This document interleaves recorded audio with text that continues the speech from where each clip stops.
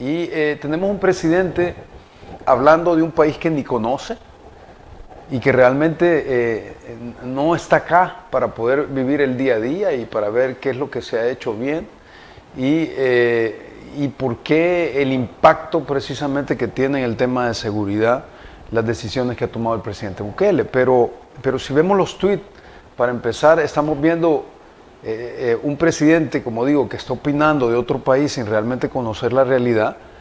Y si ustedes miran, el presidente Bukele se mantiene bajo la opinión de este país, ¿sí? Que es la experiencia y creo que es lo responsable, opinar de la situación que uno está viviendo, no de la de otro país donde uno no está ni siquiera en el día a día. Creo que eso es incorrecto. Pero, como digo, el presidente Petro es un presidente cuestionado en su moralidad y en su quehacer. De hecho, podemos ver cómo Colombia es el segundo país aquí en Latinoamérica que tiene los grados de corrupción en los gobiernos, en su gobierno, el segundo más alto, con un 44%, si no me falla la memoria, de acuerdo a una encuesta CIR-Gallup.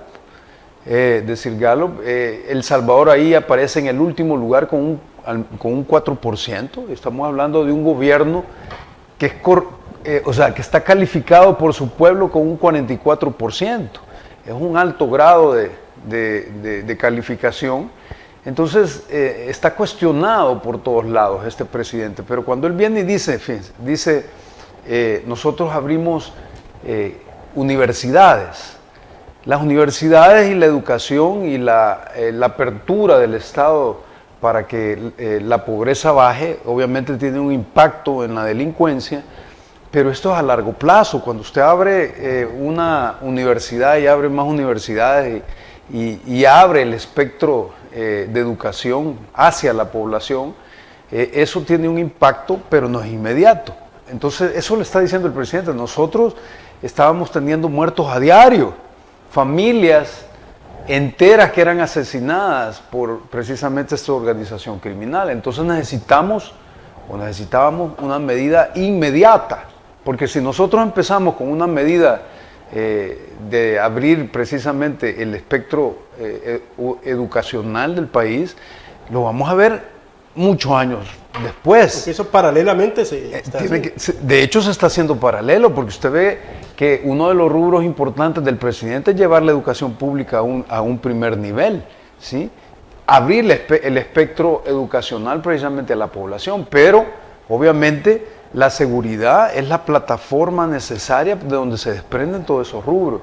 Ahora, cuando él dice, bueno, nosotros desde 1993 para acá hemos hecho esto, realmente, y se lo señala muy,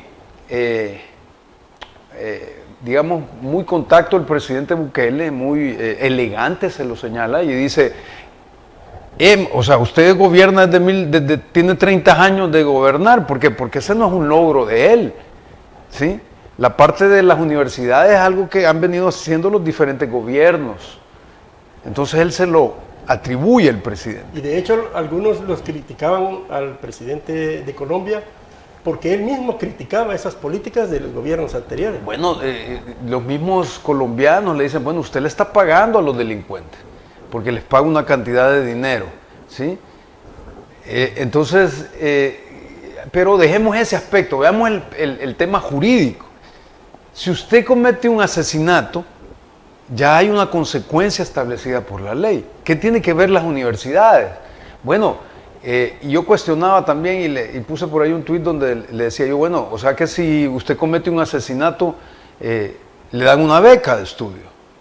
Lo decía en sentido irónico. ¿Por qué? Porque si usted comete un asesinato, usted tiene que ir a la cárcel. Si hay 65,000 delincuentes que han cometido delitos graves, tienen que ir a la cárcel. Entonces la postura del presidente Petro cuando dice, nosotros corregimos eso no haciendo cárceles, sino haciendo universidades, es una expresión, o lo está diciendo irresponsablemente. ¿Por qué? Porque aquí hay, al igual que en Colombia, un ordenamiento jurídico, con consecuencias jurídicas. Si usted hace algo, tiene que ir a la cárcel.